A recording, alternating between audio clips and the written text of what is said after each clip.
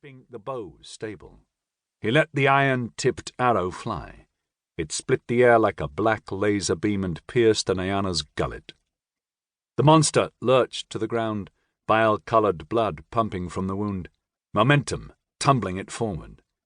The others screamed their fury and charged him, but Delian was already gone, racing for the other side of the avenue and the tangle of creepers skirting the skyscraper. Dappled darkness closed around him, and the rough leaves clung to his bulky, bulletproof vest, slowing his flight. His boots crunched the fronds beneath his feet as he headed for cover behind the skyscraper's entrance portico.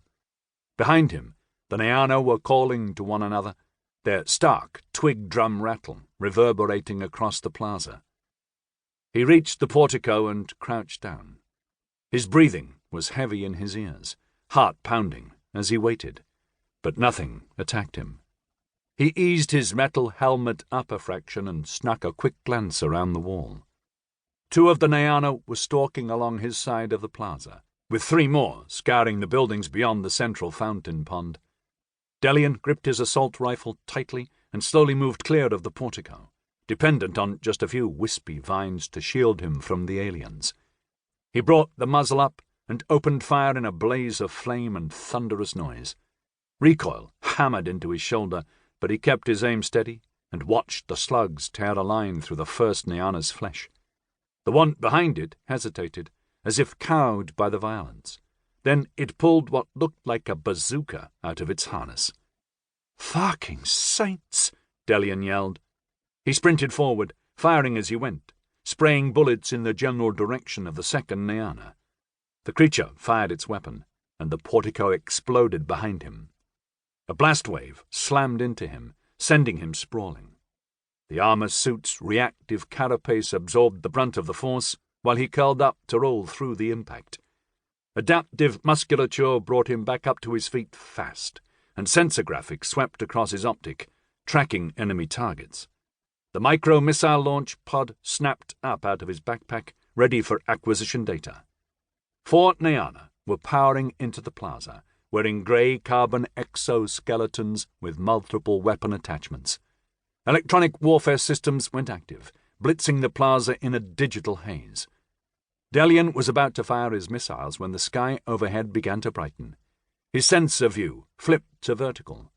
High above, a brilliant golden fireball was punching down through the atmosphere, a rigid amber pillar of overheated air stretching out behind it.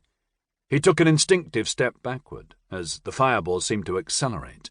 Its radiance flooded the plaza, turning his vision monochrome. "Oh, crap."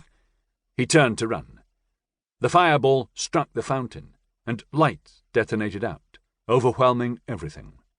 Delian blinked the glare away and stared through the high fence that guarded the perimeter of the Ymerli estate.